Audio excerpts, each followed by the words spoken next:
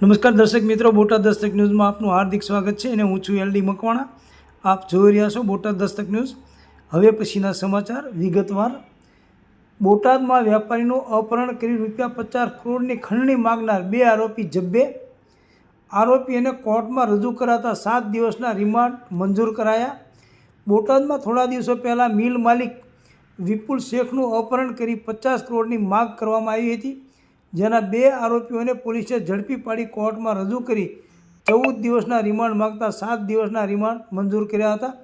આ બનાવ અંગે મળતી માહિતી મુજબ તારીખ 28 ડિસેમ્બરના રોજ સવારના સમયે બોટાદના ભદ્રાવડી ગામના મિલ માલિક વિપુલ શેખનું કારમાં બેસાડી અપહરણ કરવાની ઘટના બની હતી, જેમાં આ અપહરણકર્તાઓએ મિલ માલિક વિપુલ શેખ પાસે 50 કરોડ રૂપિયાની માંગને લઈને અપહરણ કર્યું હતું।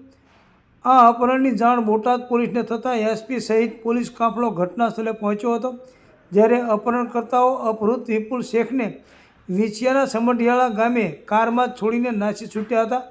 ત્યારે બોટાદ પોલીસે અલગ અલગ ટીમો બનાવી અપહરણકર્તાઓની શોધખોળ હાથ ધરી હતી। ત્યારે બોટાદ પોલીસે અપહરણકર્તા સંજય મનુભાઈ ઓળકિયાની રતનપર ચોકડીથી અને પાળિયાદ પોલીસે અલ્પેશ બુધાભાઈ મકવાણાને ભદ્રાવડીથી ધરપકડ કરી હતી। સૌજન્ય દિવ્યા ભાસ્કર, બોટાદ દસ્તક ન્યૂઝ, એલડી મકવાણા, બોટાદ।